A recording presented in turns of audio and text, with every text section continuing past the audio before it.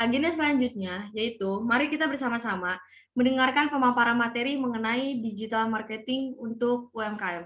Wah, dari judulnya aja udah menarik nih ya. Apalagi pemaparan materinya nih. Nih, mau kembali untuk kepada para hadirin untuk mematikan audionya selama pemaparan materi berlangsung.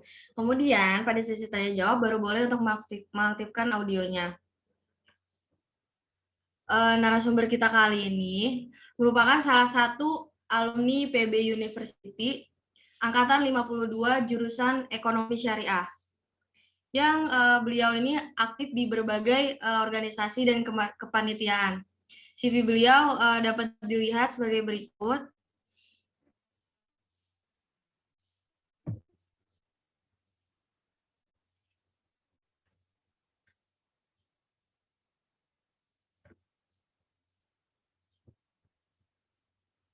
Pada tahun 2015 sampai 2019, beliau berkuliah di IPB dengan jurusan Ekonomi Syariah. Kemudian pada tahun 2012 sampai 2015, SMA di SMA 62 Jakarta. Kemudian pada 2009 dan 2012, SMP di 222 Jakarta. Dan 2003 sampai 2009, SD di 01 Bambu Apus. Kemudian experience-nya dapat dilihat di CV berikut. Dari bulan November 2019 sampai sekarang, beliau ini merupakan CEO of Ezaka Indonesia. Kemudian Desember 2019 sampai sekarang, beliau ini merupakan Chairman of TDA Kampus Nasional. Selanjutnya bisa dilihat pada CV.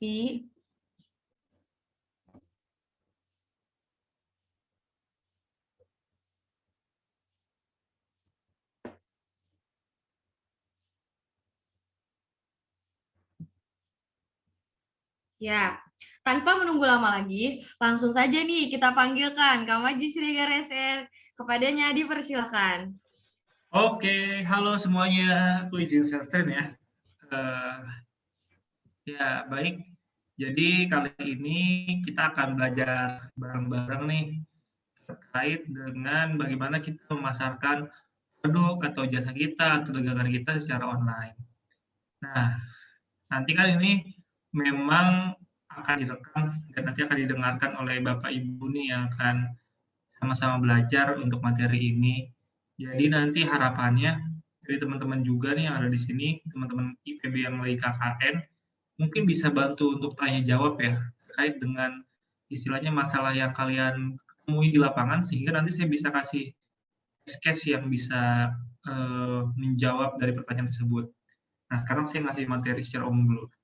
Ya, jadi kalau misalkan kita ngomongin berjualan, berdagang, itu kan secara simpel kita nyiapin produk, terus kita ngasih tahu ke orang-orang kalau kita punya produk atau jasa ini, terus ayo tolong beli produknya, gitu kan.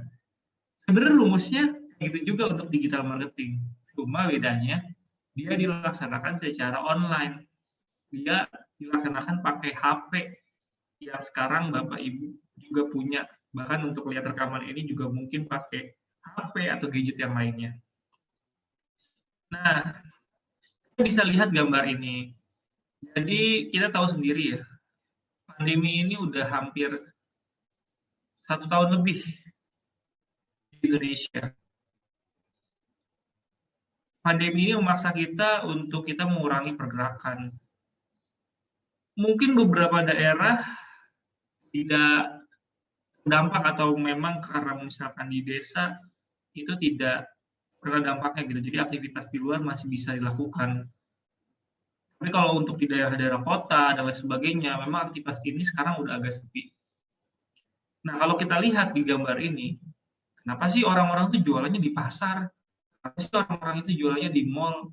Jelas, karena di situ adanya pengunjung, adanya traffic, adanya lalu lalang manusia. Nah, sebenarnya ketika kita ngomongin marketing secara digital, secara online, secara daring, itu tuh kita juga ngomongin bagaimana jualan kita dikunjungi banyak orang. Nah, spesialnya kalau kita ngomongin terkait dengan bagaimana memasarkan produk secara online, Bapak Ibu, itu tuh kalau kita ngomongin itu, artinya kita itu udah siap bahwa toko kita tuh buka 24 jam. Karena orang-orang kalau misalkan ngunjungin toko kita, itu bisa selalu ngunjungin kan lewat HP-nya. Dia nggak harus jalan gitu, nyalain motor ke satu tempat. Nah, terus habis itu jangkauannya lebih luas. Karena internet yang pakai seluruh dunia dan nggak ada batasnya. Jadi jualannya Bapak Ibu bisa dibeli nanti sama seluruh Indonesia, bahkan seluruh dunia nanti. Terus juga mudah jadi serta nyaman. Hasilnya dapat diukur, maksudnya hasilnya dapat diukur itu nanti Bapak Ibu itu bisa tahu, oh ternyata dari pengunjungnya segini, yang beli itu segini. Misalkan yang mengunjungin dagangan Ibu misalkan di Shopee, di Tokopedia, itu ada segini, oh yang beli segini. Jadi emang bisa diukur. Terus juga kita bisa mengetahui profil dari pembeli kita. Pembeli kita tuh orang gimana sih? Oh ternyata ibu-ibu nih. Nah kalau udah tahu profilnya kayak gitu, kita fokus aja ke orang-orang yang seperti itu gitu. Kayak gitu. Nah, terkait dengan potensinya, jadi potensi untuk berjualan secara online itu sangat besar. Karena dari total populasi Indonesia yang sekitar tahun 2019 sekitar 268 juta, itu tuh yang pakai internet itu ada lebih dari setengahnya, yaitu 150 juta. Bahkan yang aktif di sosial media juga sekitar segitu. Jadi orang-orang yang pakai internet, dipastikan dia juga pakai sosial media. Walaupun mungkin nggak semuanya ya, mungkin ada beberapa error sekian persen gitu. Nah, terus habis itu, device yang digunakan itu kebanyakan mobile, ada juga pakai laptop tapi dikit. Jadi ya kita tahu sendiri bahwa sekarang semua orang itu HP-nya udah touchscreen kan, udah smartphone. Jadinya aksesnya atau pasarnya itu semakin luas sekarang kalau jualan secara online. Nah, jadi kita lihat ya e-commerce activities. Nah, kita lihat bahwa banyak orang-orang itu belanja juga nih secara digital. Nah, di sini data menunjukkan bahwa banyak orang yang akan mencari sesuatu secara online untuk sebelum memilih produk atau membeli produk. Terus banyak orang juga, sekitar 90% yang mengunjungi toko-toko online. Terus habis itu juga banyak transaksi yang terjadi online via laptop atau komputer itu sekitar 70%, 37%. Nah, di sini menandakan bahwa potensi ini sangat-sangat besar dan harusnya kita bisa manfaatkan ini bersama. Jadi nanti saya di sini perannya adalah saya coba ngasih tahu dulu secara basic kenapa sih kita harus jualan online. Mungkin nanti kalau misalkan secara teknis dan lain sebagainya ada pertanyaan, aku minta tolong untuk ditanyain biar jawabannya semakin tajam. Dan juga nanti kalau dari segi teknis di lapangannya, kemudian teman-teman dari IPB bisa bantu. Nah, untuk hari ini aku akan sharing ya. Sebenarnya apa sih bedanya jualan online sama jualan nggak online gitu, jualan offline? Apakah kita harus segera ke online atau enggak? Nah, ini bisa kita tuliskan sekarang. Terus habis itu kanal-kanal apa yang kita bisa pakai untuk jualan secara online nih? Terus bagaimana kita mengukur nih kalau misalnya jualan secara online itu bagaimana caranya? Dan juga antara latihan. Nah, jadi yang harus kita pahami ketika kita sebagai pembeli, itu kalau misalkan beli produk kan step-nya kayak gini. Yang pertama kita tahu, misalkan aku pengen beli baju. Belinya di mana ya? Nah, kita kan harusnya tahu dulu belinya di mana gitu. Oh, belinya ada di supermarket. Ada nih di kotaku supermarket apa misalkan namanya. Aku nggak tahu sih di Gunung Kidul apa mall yang terkenal. Terus habis itu ngunjungin mall tersebut atau supermarket tersebut. Selanjutnya baru lihat jenis barang yang tersedia, pilih barang lalu lakukan pembelian. Itu secara offline. Coba sekarang kita geser nih, kalau secara online gimana ya? Sebenarnya sama aja, cuma dibedainnya adalah kita tahu ada toko online-nya gitu. Dan itu nggak perlu kita keluar uang bensin, kita cukup pakai HP doang, kita ketik di Google, langsung keluar toko online-nya. Atau kita lihat Tokopedia atau Shopee, langsung keluar toko online-nya. Jadi semakin mudah, dan harusnya ini bisa dilakukan. Lalu kita kunjungin tokonya secara online, kita pilih barang yang tersedia, memilih barang, dan lakukan pembelian. Lalu pertanyaannya, ini gimana ya? Apakah kita percaya dengan adanya transaksi secara online? Nah, untungnya di masa sekarang itu kepercayaan orang untuk belanja online itu semakin meningkat ya. Apalagi adanya pandemi ini, orang juga udah malas keluar. Jadi itu bukan jadi halangan juga. Ini potensinya besar dan aksesnya udah terbuka. Jadi semoga nanti kita bisa go online ya. Nah, terus kita kalau misalkan mau jualan di mana aja sih? Yang pertama, kita tuh bisa jualan dari media sosial gitu. Karena di media sosial tuh ngumpul orang-orang. Tadi syarat yang pertama kalau kita jualan, itu intinya adalah kita datengin traffic atau jualan di tempat yang rame. Nah, media sosial ini adalah salah satu tempat yang rame karena mereka banyak dari kita tuh main media sosial gitu untuk sekedar interaksi sama teman atau mengupdate kegiatan sehari-hari, atau kita juga cari hiburan gitu di media sosial. Terus juga kita masuk ke beberapa website e-commerce kayak Tokopedia, Shopee, Bukalapak, Lazada, dan lain sebagainya. Banyak orang, jutaan orang bahkan tiap harinya itu mengunjungi situs tersebut untuk melakukan pembelian. Bayangkan kalau misalkan Bapak Ibu di sini menempatkan produknya di sana gitu. Misalkan dari Gunung Kidul yang beli dari Jakarta itu nggak mustahil, itu bisa saja terjadi. Terus juga mesin pencarian. Jadi mesin pencarian ini Google.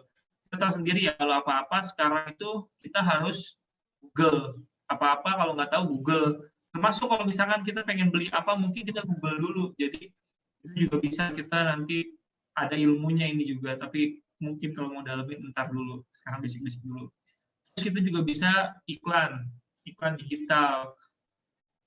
Dan juga pakai aplikasi chat. Saya tahu di sini mungkin Bapak Ibu udah banyak yang masuk grup WA dan lain sebagainya, gitu, punya grup WhatsApp keluarga. Nah, di situ tuh bisa sebagai kita tuh lahan untuk berjualan gitu, karena di situ ada orang yang melihat nantinya kalau misalkan chat Ibu berjualan dan lain sebagainya. Nah, inilah beda-bedanya ya. Jadi kalau misalkan setiap jenis kanal digital untuk jualan itu beda-beda fungsinya.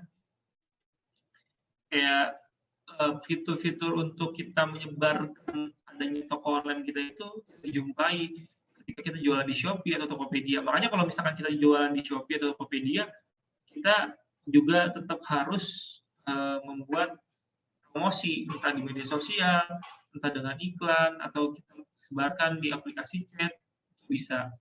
Walaupun ya sebenarnya banyak juga orang-orang yang berdatangan ke e-commerce, ke Shopee, ke Tokopedia itu emang untuk belajar sesuatu. Nah, disitulah kita harus mengetahui produk mana sih yang sering dicari orang secara online. Nah, itu ada ilmunya lagi, namanya Search Engine Optimization. Nah, ini dia. Jadi memang jualan di media sosial itu adalah salah satu opsi untuk kita melebarkan potensi pembelian atau penjualan dari produk yang kita punya. Nah, ini fitur-fitur Facebook yang bisa dimanfaatkan banyak banget. Nah, ini ada chat juga Facebook. Kalau mau ngiklan nanti lebih advance ngiklan. Fiturnya Instagram. Instagram juga ada Instastory, Feed, dan lain sebagainya. Di sini udah ada yang pakai. Nah, terus sebenarnya seperti apa sih skema kalau misalkan jualan online ya? Aku kasih analogi gini. Jadi sebenarnya mungkin Bapak Ibu di sini nih udah ada nih yang jualan makanan, jualan warung dan lain sebagainya. Nah, beruntungnya kan kalau jualan makanan kita terkenal yang namanya GoFood, GoFood, Traveloka Eats, GrabFood. Nah, itu bisa kita masukin tuh dagangan kita ke situ. Sebenarnya adanya online ini itu bukan berarti kita juga nggak akan jualan offline misalkan. Itu cuma memperbanyak orang tahu aja terkait dengan kita jualan. Karena nanti pada prosesnya ketika kita jualan itu dari misalkan dari 1 juta yang tahu kita jualan, itu yang beli paling cuma 10%-nya gitu. Atau nantinya akhirnya cuma sekitar 100 orang yang beli. Jadi logikanya adalah bagaimana kita bisa laku dagangannya, ya banyak yang tahu. Jadi semakin banyak yang tahu, semakin banyak yang beli. Karena nggak 100% yang tahu, 100% beli. Nah, oleh karena itu adanya channel secara digital ini adalah salah satu cara atau langkah Bapak Ibu di sini bisa membuat tokonya banyak diketahui orang.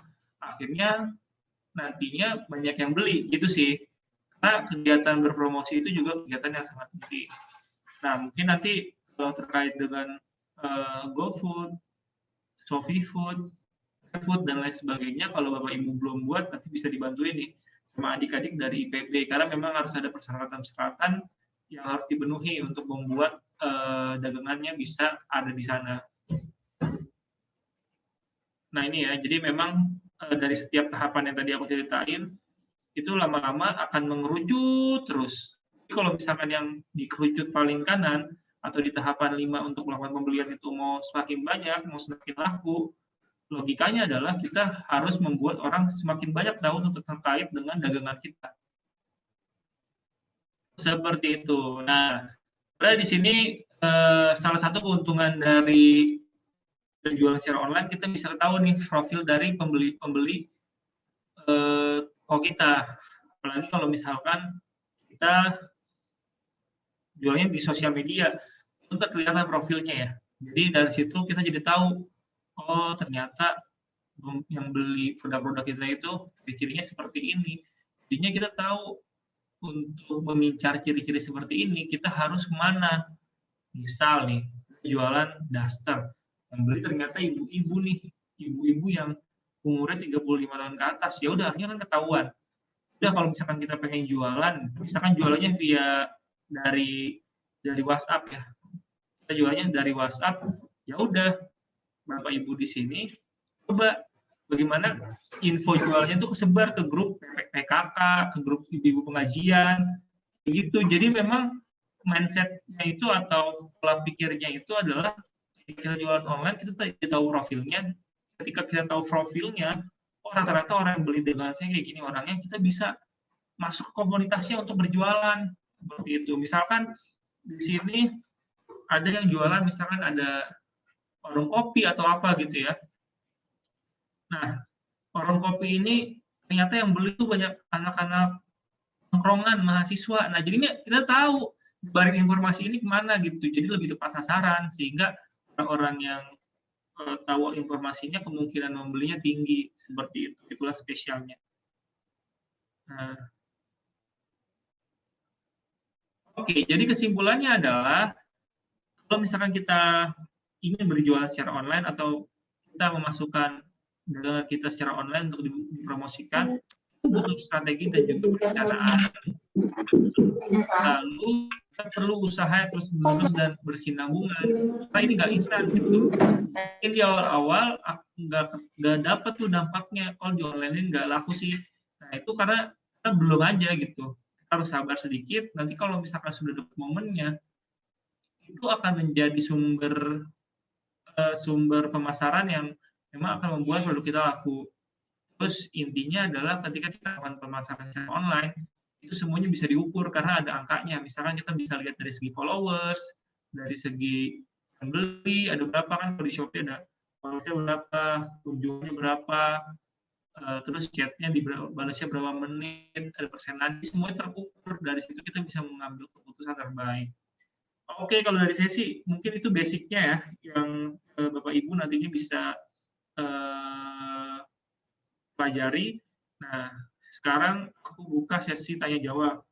Silakan yang pengen nanya dari teman-teman KKN, semoga ada yang bisa ditanyain nih, dan pertanyaan itu mewakili orang-orang yang ada di lapangan ya, sehingga nanti aku bahasnya lebih komprehensif, bisa sesuai dengan konteks. Monggo.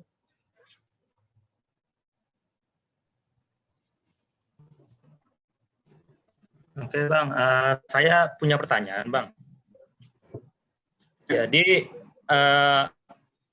kan sekarang emang marak kayak ada GrabFood, GoFood, ShopeeFood, seperti itu. Itu kan bisa membantu buat jualan-jualan kayak makanan-makanan atau apa.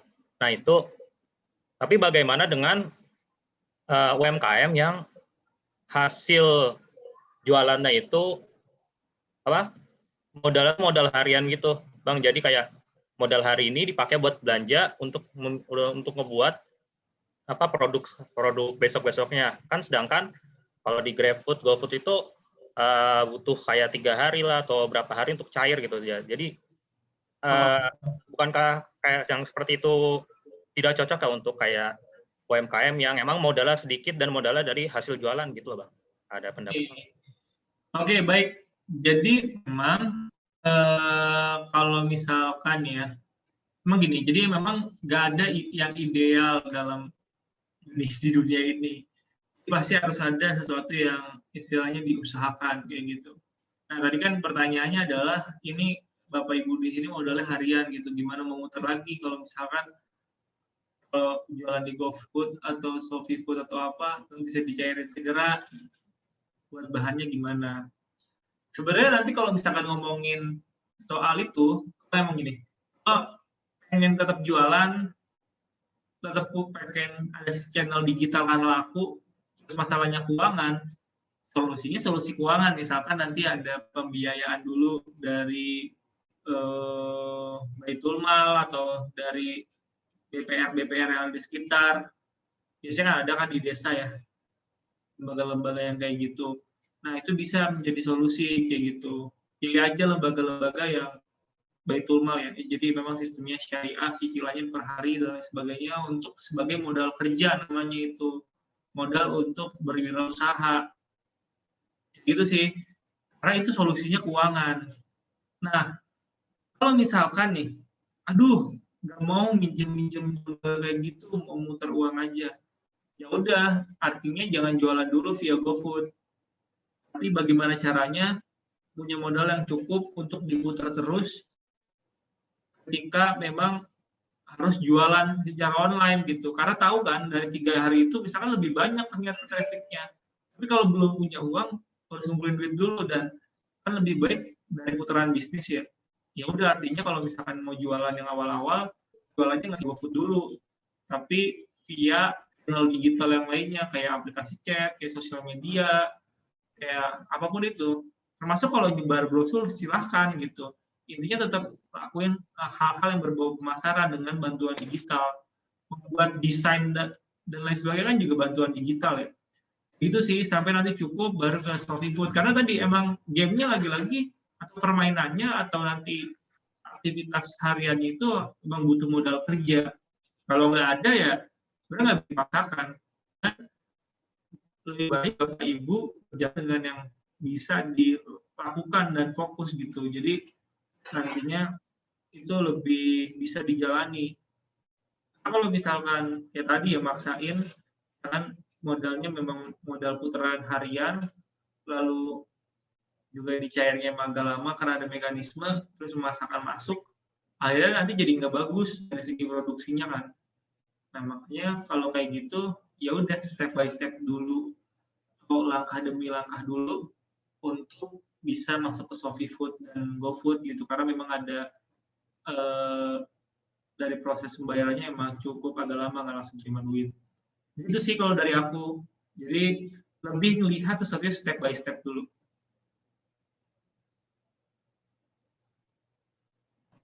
Terima kasih Bang atas jawabannya.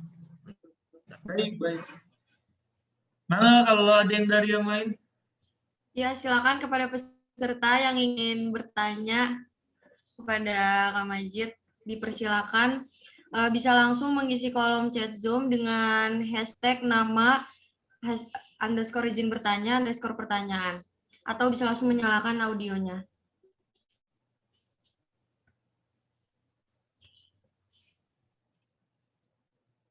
Ayo Bapak Ibu kalau mau nanya silakan. Saya izin bertanya. Baik Ibu. Sebelumnya mohon maaf karena pertanyaan saya sedikit melenceng dari judul. Boleh. Baik, terima kasih. Saya ingin bertanya tentang kalau baru ingin memulai usaha, itu sebenarnya ada akses permodalan itu ada di mana saja? Baik. Oke Bu, jadi memang kalau misalkan kita nih pengen usaha, terus nggak ada modal dan lain sebagainya, Jadi kalau dari saya sendiri ya, opsinya tuh banyak. Kalau pengen buat produk sendiri, artinya kan butuh modal. Nah, itu biasanya akses modal kayak gitu nih, biasanya tuh sedia tuh di Baitul Mal dan lain sebagainya untuk pembiayaan yang berbasis modal kerja kayak gitu.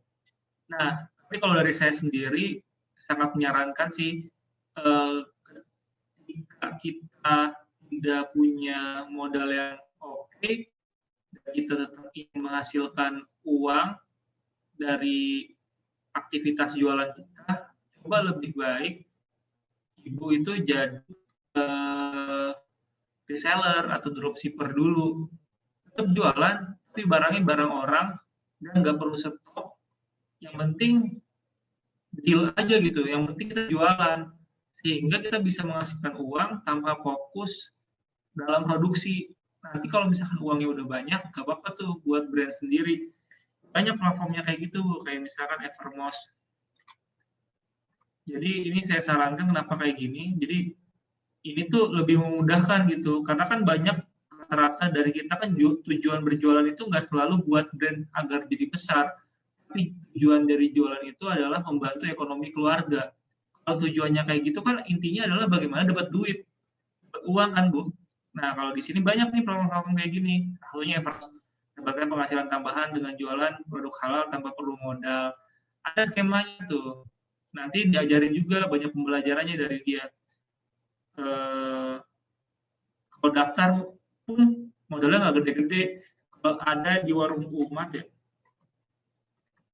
namanya platformnya Warung Umat. Platform reseller gini banyak sih. Nanti adik-adik IPB mungkin bantu tulisin ya. Nggak perlu buat platformnya, adik-adik pakai yang ada aja. Jadi Evermost gini, nah dia itu udah banyak kumpulan produk dari orang lain, Ibu tinggal join aja gitu. Ada pembelajarannya, ada trainingnya, ada packingin sama mereka, Ibu tinggal fokus jualan. Mereka menjanjikan ini sehari dapat 120.000, kalau per bulan lumayan 3,6 juta hanya dengan jualan. Ibu nggak perlu menyiapkan produknya. Nah, produk-produknya ini kita lihat ya. Produk-produknya beragam. Ada fitur-fitur yang lainnya, nggak perlu punya barang ya, dan nggak perlu modal di awal. Seperti itu. Ada juga nih Warung Umat. Kalau ini juga sama konsepnya. Jadi ini brand-brand yang akan dijual, Ibu jadi reseller dan dropshipper. Untuk join-nya itu kalau nggak salah, untuk join jadi resellernya ya, itu hanya sekitar 99.000. Ntar dapat pembelajaran dan lain sebagainya. Ibu tinggal jualin produk yang ada aja. Kayak gitu. Nah, ketika nanti uangnya udah banyak, kalau emang pengen bangun bisnis, baru pakai uang itu untuk membangun bisnis sendiri, membuat brand sendiri. Kayak gitu sih stepnya kalau memang Ibu nggak ada modal. Istilahnya sih seperti ini Bu, kita tuh kalau misalkan jualan, mindsetnya jangan modalnya dari mana. Sebenarnya kita hanya bisa, kita tuh pakai aja sesuatu yang ada di tangan kita. Kan sekarang kita punya HP, wah bisa nih HP untuk jualan, punya laptop, bisa nih laptop untuk memantau jualan kita atau gimana. Kita punya teman atau relasi, jadi mulai dari yang kita punya dulu. Jangan memikirkan soal modal dulu sih, itu kalau menurut saya. Kalau emang tujuan di awalnya untuk mendapatkan uang ya. Tapi kalau misalkan pengen membangun brand, emang dia perlu suntikan modal sih. Tapi kalau misalkan meminjam itu akan memberatkan, lagi-lagi stepnya ya udah jadi reseller dulu. Ibu hanya perlu jualan, barang sudah disediakan, modalnya nggak terlalu gede. Apalagi di sini tanpa perlu modal ya. Jadi memang Ibu jadi dropshipper, bantu jualan aja, ntar dapat komisi. Ketika udah dapat duitnya, baru mungkin Ibu bisa modalin diri sendiri untuk membuat bangun brand sendiri atau bangun bisnis sendiri. Kayak gitu sih Bu kalau dari saya. Oke, terima kasih. Kalau ada tambahan pertanyaan atau dari yang lainnya, silakan ya.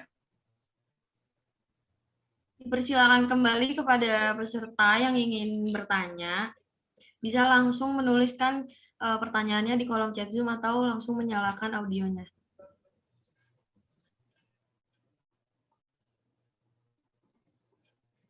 Kalau dari panitia ada pertanyaan juga nggak apa-apa. Yang istilahnya ditemuin di lapangan nih dari Bapak Ibu yang kalian temuin kira-kira apa gitu. Jadi kalian mewakili mereka. Jadi nanti saya jawab, ya jawaban itu kan direkam ya. Dan bisa menjawab pertanyaan mereka yang diwakili sekarang. Monggo kalau ada yang ditanyakan.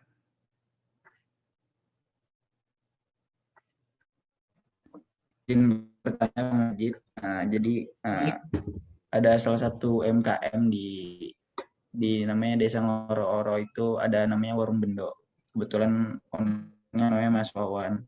Jadi Warung Bendo ini dibuat oleh kelompok usaha desa yang ada di Desa Ngoro-Oro itu. Jadi semacam dia ada di lembah warungnya itu. Habis itu ada usaha pertanian kecil gitu, jadi ada pertanian dan view-nya langsung ke lembah seperti itu. Nah, jadi kesulitan Mas Wawan ini ketika sedang PPKM seperti ini, warungnya itu sepi karena mungkin sedang PPKM dan menunya itu menu yang saya lihat menunya cukup variatif, cuma masih umum secara seperti warung biasanya, ada mie, habis itu ada gorengan seperti itu. Nah, kira-kira menurut Bang Majid, strategi marketing apa yang cocok untuk mengembangkan Warung Bendo ini, Bang Majid, seperti itu? Karena Warung Bendo ini baru digarap, saya kurang tahu kayak sekitar 1 tahun dan masih tahap pengembangan, jadi belum tahap untuk mencari untung, kata Mas Wawan sih kemarin. Dia lebih tahap, yang penting jalan dulu aja, kata dia, soalnya ini kan kelompok usaha desa. Karena tanah di Warung Bendo ini tanah milik desa, jadi digarap untuk kelompok usaha desa itu sendiri. Seperti itu Bang Majid. Baik, jadi kayak gini sih kalau dari aku ya. Jadi gini, kita juga harus lihat situasi gitu dalam berjualan. Kalau jualan online dan jual produk kayak tadi ya, bukan produk makanan, itu kan bisa dijual secara ya udah jual aja gitu, karena nggak akan busuk juga ada kemasannya. Ini kan makanan ya. Kalau dari aku sih gini, kita tuh harus kreatif juga dalam menangani situasi terkini gitu. Aku nggak tahu nih, aku juga nggak mampu memahami situasi di lapang. Tapi istilahnya di sini mungkin teman-teman ada yang KKN langsung itu bisa nanti memetakan masalah. Ini kan problemnya adalah ini ada warung bisa laku karena mungkin itu akan laku kalau misalkan PPKM nggak ada, karena mungkin itu daerah pariwisata kali ya, karena lembah-lembah gitu aku juga ngerti. Jadi kalau misalkan nggak ada pergerakan orang yang nggak ada yang makan di situ kan. Oke, itu problem pertama. Problem kedua adalah, jadi kalau ada pakai GoFood, ShopeeFood dan lain sebagainya, aplikasi antar food makanan kayak gitu, ini belum tentu dekat sama daerah warga gitu. Warganya sebenarnya nggak perlu itu, warga desa itu nggak pakai itu gitu. Pakai ShopeeFood, GoFood dan lain sebagainya. Atau kalau misalkan itu dibuat terlalu jauh nggak ada yang mau beli juga. Itu problemnya. Nah, tapi kan sekarang kita tahu sendiri bahwa banyak banget sekarang orang-orang yang isolasi mandiri, banyak banget orang-orang yang sekarang istilahnya dia membutuhkan makanan dan lain sebagainya, dan banyak ada juga beberapa gerakan sosial. Nah, kalian bisa nggak nih mengkonekkan orang-orang yang pengen nyumbang makanan ke orang-orang yang terdampak, tapi belinya nih di warung ini gitu. Udah sekitar lokal aja, nggak usah jauh-jauh. Sekitar Gunung Kidul atau Jakarta, itu ada nggak nih orang yang terdampak? Kita punya nih warung. Kalau perlu jangan cuma warung itu, kumpulin aja. Ini ada UMKM. Kalian mahasiswa bisa audiensi kan? Coba akses himpunan alumni IPB di Jogja kan ada. Akses Pak, buat gerakan ini Pak, yang KKN kita kumpulin semua UMKM makanan, Bapak Ibu yang alumni yang udah punya duit, sumbang aja. Nanti belinya di sini nih Pak. Jadi mereka dapat duit, yang butuh makanan, warga-warga atau karena susah nyari makan kan? Iya. Warga itu kalian kasih makan, yang isoman kasih makan, gitu bro. Iya. Jadi berpikirnya jadi solusi. Yes. Itu sih kalau dari aku. Nah itu strategi ini ya, bukan strategi jangka panjang gitu. Karena kita pengennya di masa depan nggak ada COVID lagi. Iya.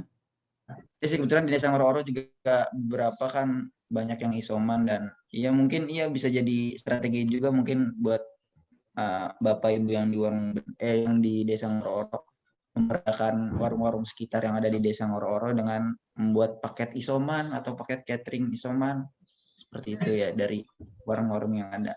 Nah, Kayak kalian gitu bantuin mungkin. nih dari segi Iya. crowdfundingnya. Jangan yang isoman yang beli makanan, Oh iya. tapi ada pihak ketiga yang menyumbangkan uangnya untuk beli makanan gitu. Mereka mau menyumbang makanan, tapi gak usah beli makanan, belinya di kita aja nih Bu, kita punya UMKM juga. Jadi 2 orang yang ketolong gitu, 2 pihak yang ketolong. Oh iya. Nah, kalian lah di sini mahasiswa lakukan audiensi, akses tuh alumni-alumni atau siapapun relasi kalian yang punya duit gitu. Atau kalian buat kitabisa.com atau apa, nggak apa-apa, nggak masalah. Nggak salah kok, kan judulnya nolong UMKM. Oh iya benar. Maksudnya nggak salah, kayak itu berbau sosial tapi akhirnya jadi bisnis gitu. Tapi kan ada UMKM yang terdampak gitu. Nggak salah sama sekali. Yang salah itu melakukan bancakan bansos. Nah, salah tuh. Kalau ini mah nggak salah. Jadi kalian emang harus nolongin. Emang kalian harus nolongin. Kalian nggak bisa cuma jadi konsultan aja. Jadi kalian yang gerak. Menurut aku itu program KPN yang akan konkret gitu. Emang kita butuh bantuan sekarang, serius. Benar. Semua dampak gila. Berapapun rupiahnya sekarang sangat berharga. Ya, jadi kayak gitu ya. Jadi memang kalau solusinya itu nggak seinstan kayak daftar ke GoFood dan lain sebagainya, kalian buat gerakan itu. Minimal ketika pandemi ini lagi membuncas banget lah. Oke Bang Majid, paling itu aja pertanyaan. Baik. Oke, dari yang lainnya silahkan. Kalau ada yang ingin ditanyakan.